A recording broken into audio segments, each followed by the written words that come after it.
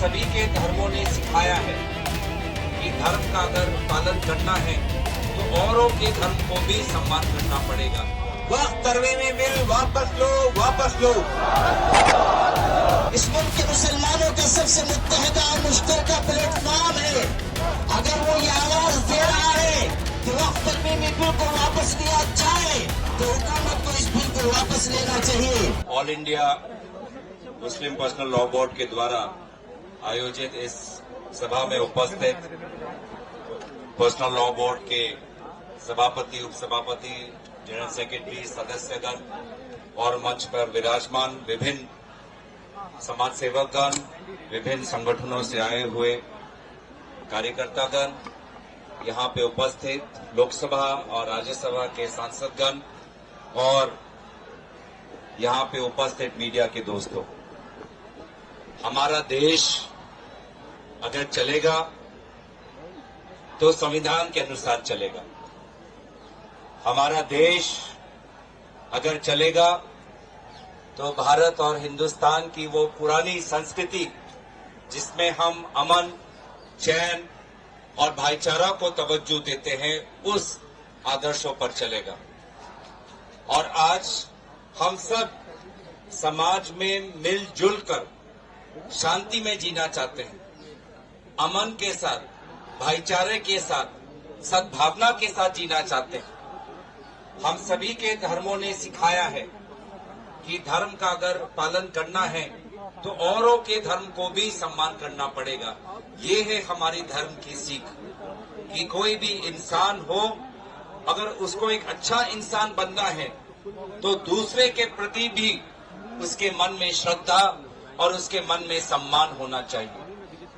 लेकिन आज इस पुरानी संस्कृति के विपरीत डॉक्टर बाबा साहब भीमराव अंबेडकर की दी हुई संविधान के विपरीत वर्तमान सरकार काम कर रही है। जो उनका मन चाहे वो काम करना चाहते हैं। एक लोकतांत्रिक समाज में समाज के साथ विचार होता है, समाज के साथ विमर्श होता है, लेकिन मुझे संदेह है कि जब ये सरकार ये कानून जब बना रही थी तो समाज के साथ उन्होंने विचार विमर्श नहीं किया। उन्होंने आप लोगों के साथ विचार विमर्श नहीं किया, आप लोगों की राय नहीं मांगी, आप लोगों को शायद बुलाया भी नहीं होगा। हाँ, उसके बाद कमेटी गठन हुई और कमेटी में किस प्रकार से उस कमेटी में तानाशाही हुई वो हम सब ने देखा। उस कमेटी का सदस्य मैं भी था।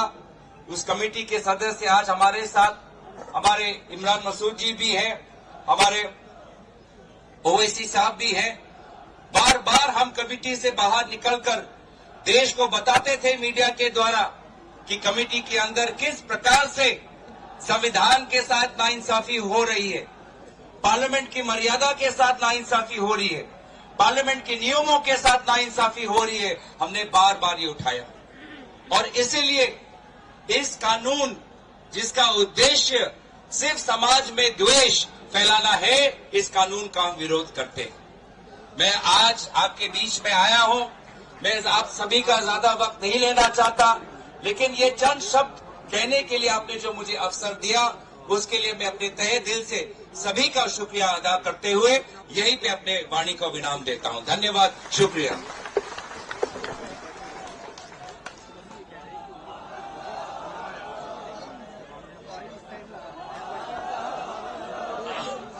धन्यवाद गगोई सिंह, बहुत बहुत शुक्रिया आपका। अब मैं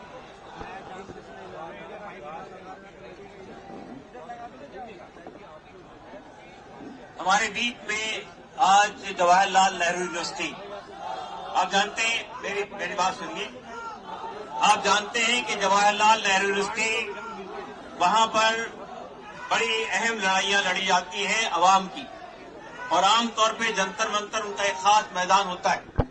आज हमारे पास जवाहरलाल यूनिवर्सिटी के यूनियन के अध्यक्ष जनाब साईं बाबा साहब है यहाँ पे। मैं उनसे गुजारिश करता हूँ कि वो धनन जी से गुजारिश करता हूँ कि तशरीफ लाए और अपनी बात रखें। जवाहरलाल यूनिवर्सिटी के स्टूडेंट्स यूनियन के अध्यक्ष।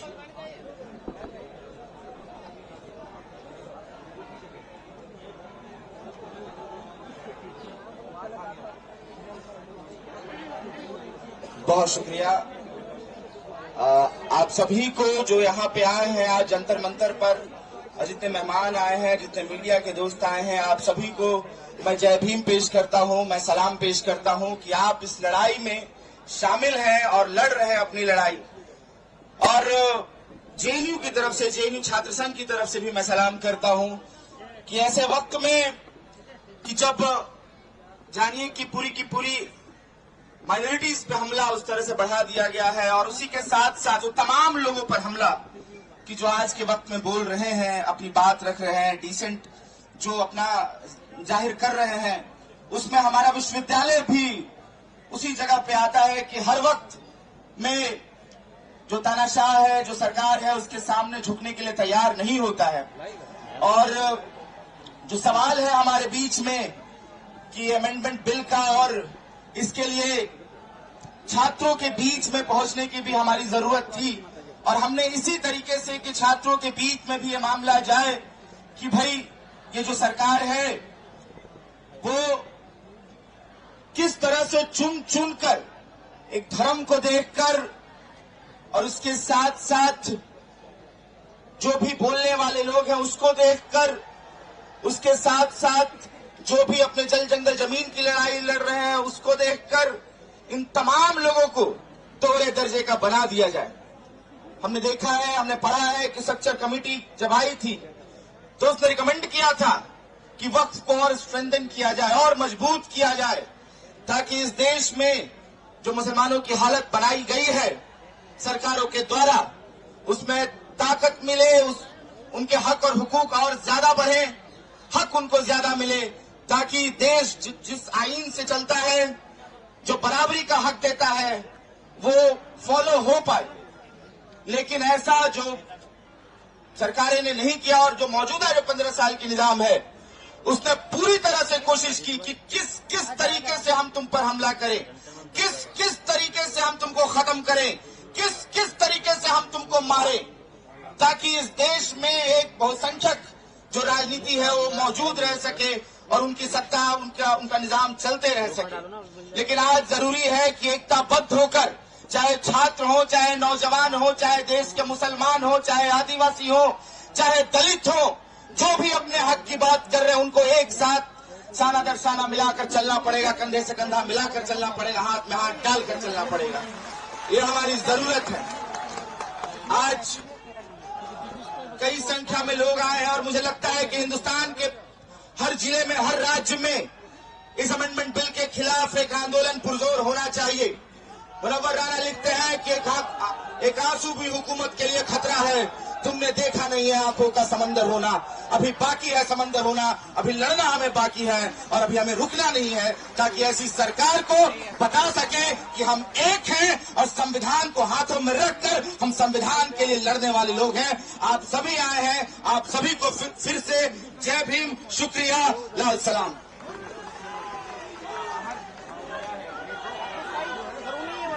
बहुत बहुत शुक्रिया दोस्तों और साथियों। एक नारा मैं लगाता हूं, आप लगाइए। वक्त तरमीमी बिल वापस लो, वापस लो, वापस लो, वापस लो। अब हमारे बीच में तृणमूल कांग्रेस के एक अहम एमपी अबू ताहिर खान साहब हैं, उनसे मैं गुजारिश करता हूं, वो मुर्शिदाबाद जिले से आते हैं। अबू ताहिर खान साहब आएंगे, अपनी बात रखेंगे हमारे।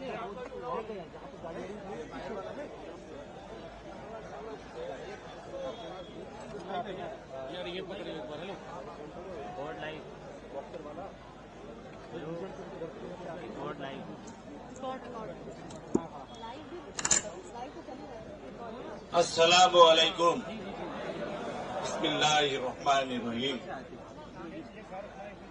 আজকে আমি বাংলাতেই বলছি। আজকে আমরা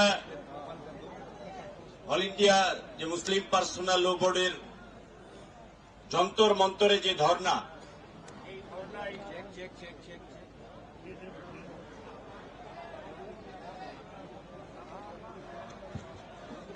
এই ধর্নায় আমরা সকলে সমবেত হয়েছি।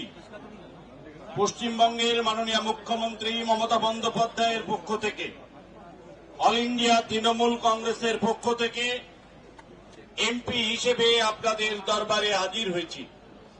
আমরা পশ্চিমবঙ্গের মানুষ বাংলার অল ইন্ডিয়া তৃণমূল কংগ্রেসের পক্ষ থেকে এই বিল প্রত্যাহারের দাবিতে গোটা বাংলায় আন্দোলন চলছে এবং বাংলার মাননীয় মুখ্যমন্ত্রী এই বিল প্রত্যাহারের জন্য সর্বতোভাবে আপনাদের সমর্থন করছে এবং পশ্চিমবঙ্গের পক্ষ থেকে আমরা সর্বত্র আপনাদের পাশে আছি, আপনাদের পাশে থাকবো ইনশাআল্লাহ।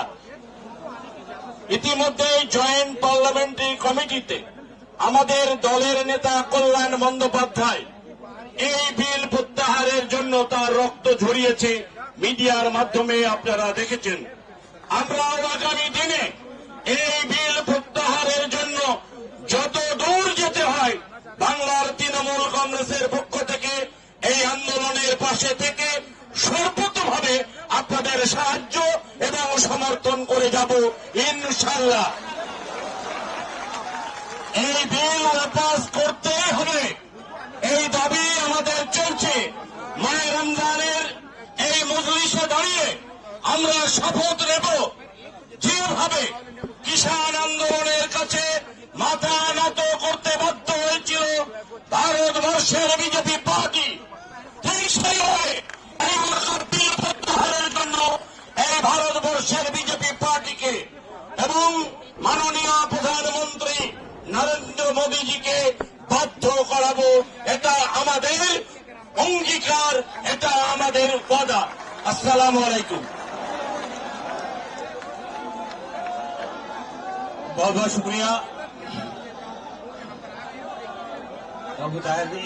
मैं अब बोर्ड के सेक्रेटरी मौलाना उमरैन महफूज रहमानी साहब गुजारिश करता हूं कि वो इख्तिसार से अपनी बात रखें। मौलाना उमरैन महफूज रहमानी।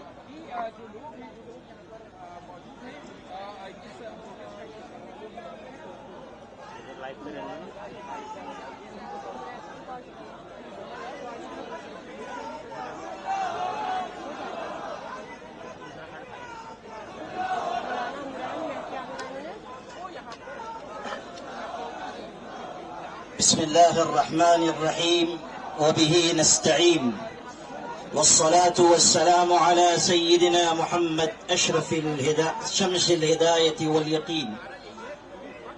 सदर मोहतरम हजरत मौलाना खालिद सैफुल्लाह रहमानी साहब, मोहतरम जनरल सेक्रेटरी बोर्ड हजरत मौलाना शाह मोहम्मद फजलुर रहीम मुजद्दिदी साहब, बोर्ड की क़ियादत और तमाम मिली और दीनी जमातों के नुमाइंदगान और आप तमाम हाजिरीन मजलिस। कहने वाले ने कहा था मसाइल कैसे भी हों ता क़यामत रह नहीं सकते, ये जालिम जुल्म की बनकर अलामत रह नहीं सकते।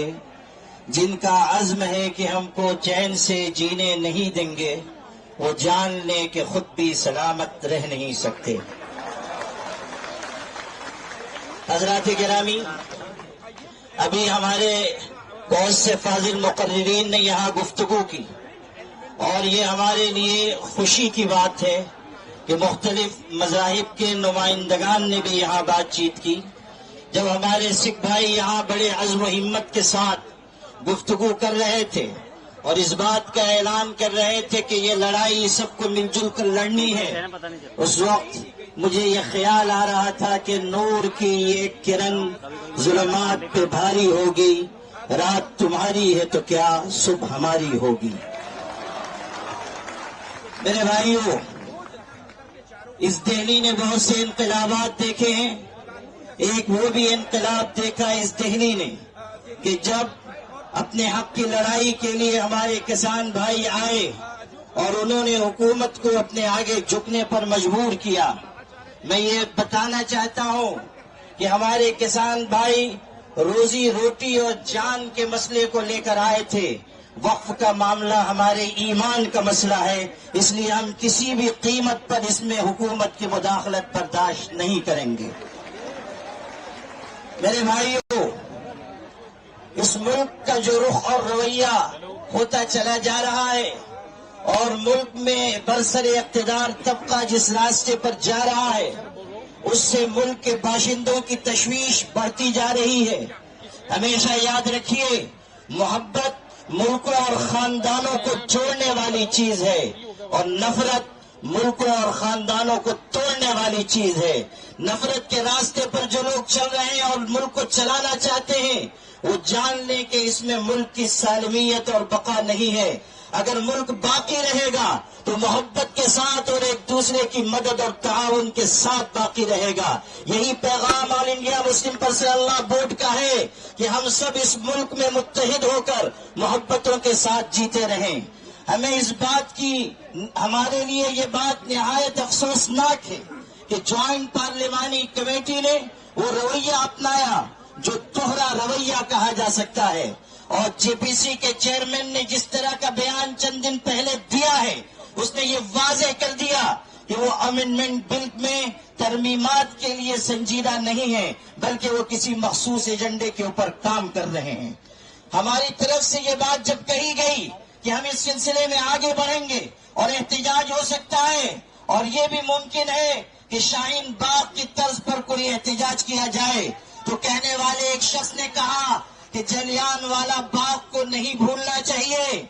हम उनको ये याद दिलाना चाहते हैं कि अगर आप जनरल डायर के रास्ते पर चलना चाहते हैं तो सुन लीजिए, आपकी गोलियां कम पड़ जाएंगी, हमारे सीने कम नहीं पड़ेंगे।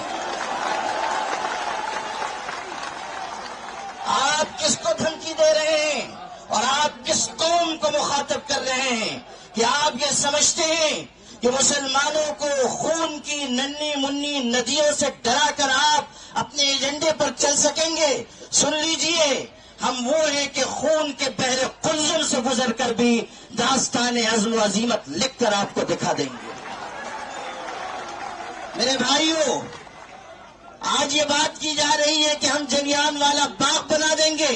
उस वक्त क्या हुआ था मैं याद दिलाना चाहता हूं।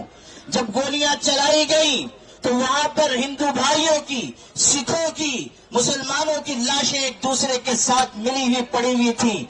आज भी हम उसी रास्ते पर हैं, और आप अगर अंग्रेज के रास्ते पर जाना चाहते हैं तो सुन लीजिए, अत्याचार करने वाले कभी इस दुनिया में आफियत के साथ जिंदगी नहीं गुजार सकते। अगर आप अंग्रेजों का रास्ता चुनना चाहते हैं तो समझ लीजिए कि आपका अंजाम भी वही होगा जो अंग्रेजों का अंजाम हुआ था। All India Muslim personal board इस मुल्क के मुसलमानों का सबसे मुत्तहिदा और मुश्तरका प्लेटफॉर्म है। अगर वो ये आवाज दे रहा है कि वक्फ तरमीमी बिल को वापस लिया जाए तो हुकूमत को इस बिल को वापस लेना चाहिए। ये मत समझिए कि सिर्फ चंद हजार मुसलमान जमा होंगे और बात मुकम्मल हो जाएगी। All India Muslim personal board आवाज देगा तो पूरे मुल्क के मुसलमान, बल्कि इंसाफ पसंद शहरी मुस्लिम पर्सनल बोर्ड की आवाज के साथ आवाज मिलाएंगे।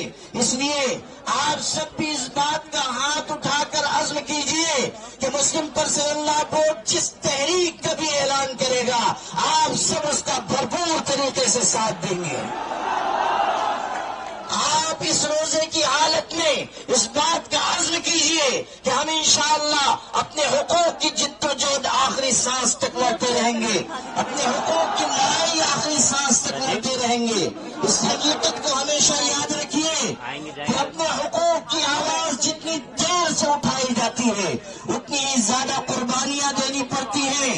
इसलिए अगर आज हम आए हैं तो अपने अंदर एक कुर्बानी का जज्बा भी पैदा करें और ये पैगाम पूरे मुल्क तक पहुंचाएं कि हमें इस मुल्क को भी बचाना है, इस मुल्क में मोहब्बत के पैगाम को भी आम करना है और सबको साथ लेकर हमें उस सिमत में जाना है जिसमें मुल्क का भी भला हो और हमारी मिल्लत का भी भला हो।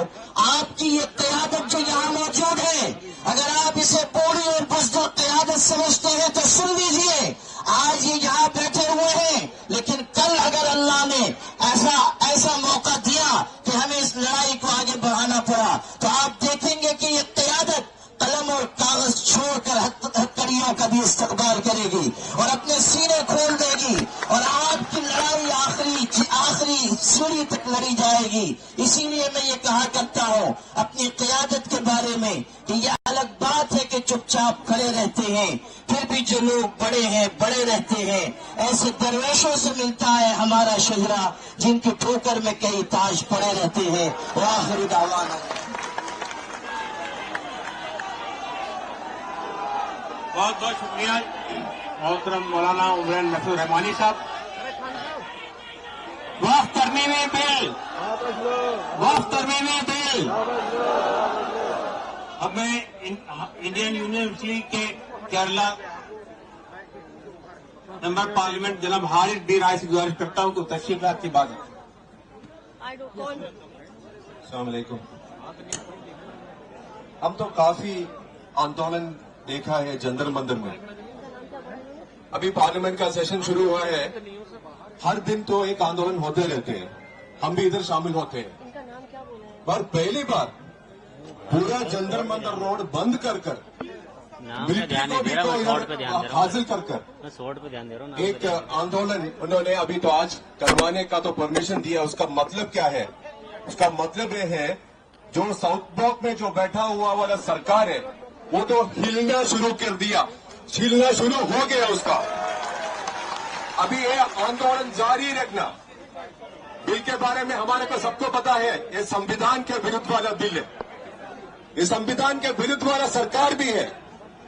तो एक ही शब्द में बोलता हूं कि जब तक ये बिल वापस करूंगा, पार्लियामेंट के अंदर, पार्लियामेंट के बाहर सड़क भी अगर चाहिए तो अदालत में जाकर हम ये लड़ाई करूंगा और लड़ाई का अंत यही होगा कि ये बिल वापस ही करना ही पड़ेगा उनको। अस्सलाम वालेकुम।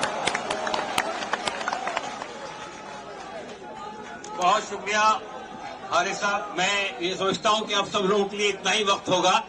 अब मैं जनाब अब्दुल वहाब साहब MP इंडियन मुस्लिम लीग से गुजारिश करता हूं कि तशरीफ लाएं। हमारे पास में अभी समाजवादी पार्टी के कई रहनुमा तशरीफ लाए हैं। धर्मेंद्र यादव जी हैं, बर्फ साहब हैं, महिबुल्लाह नकवी साहब हैं, आशीष यादव जी हैं, अवधेश प्रताप जी जो अयोध्या से जीत कर आए हैं वो भी तशरीफ लाए हैं, नासिर साहब भी आ गए हैं। तो अब मैं अब्दुल वहाब साहब से गुजारिश करता हूँ कि तशरीफ लाएं।